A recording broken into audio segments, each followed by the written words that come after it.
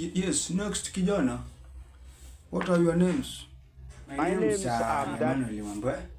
Oh, Emmanuel, now, if without a further ado, if given a chance at our own company, what new will you bring to our premises? Get ready, If given a chance at this company, what I'll change first is that I'll renovate the office. What are you saying? Renovate the office. Kwa hivyo sisi sasa unaona tunaishi kwa hema. Hii si ofisi, hii ni hema. Because it's looking very odd. What is this? What is the other thing that you'll do to a company apart from renovating? Is that my employees will be working from 8 a.m.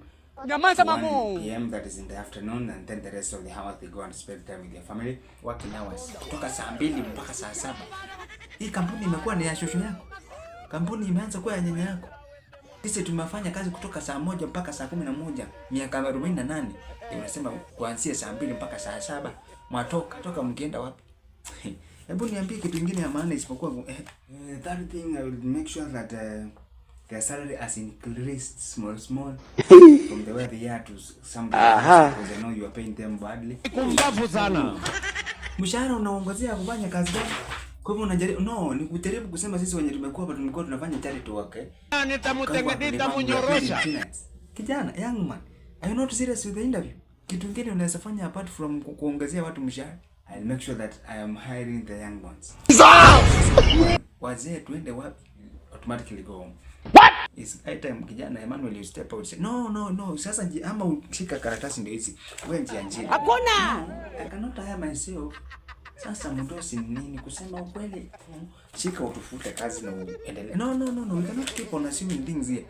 Kama unasema mtakuwa mnafanya kazi kutoka saa 2 mpaka saa 7, kampuni tutafunga ama hatutafunga? Unaongezea mshahara watu ambao kazi haijafanywa. Unaongezea nini? Fanya hivi Emmanuel. No. Sasa kusema ukweli ni kitu ya kufanya unakasirika kweli. No. Don't call us. We even don't want to call you. No, usiwahi turudi kwa hiyo ofisi tena kutafuta kazi. Kanyanga hiyo kubwa. Haki ya Mungu ni mambo gani? Nataka muniombe. I'm going through a lot of problems. Yes, next kijana. What are your names? My name is Emmanuel Wambwe.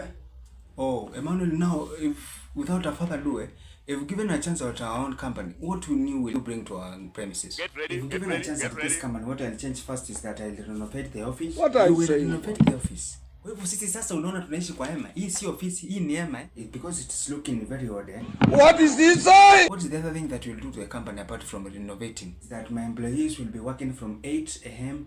1 p.m. that is in the afternoon, and then the rest of the hours they go and spend time with their family. Working hours kutoka saa 2 mpaka saa 7. Hii kampuni imekuwa ni ya shosho yako. Kampuni imeanza kuwa ya nyanya yako. Sisi tumefanya kazi kutoka saa 1 mpaka saa 11, miaka 48. Unasema kuanzia saa 2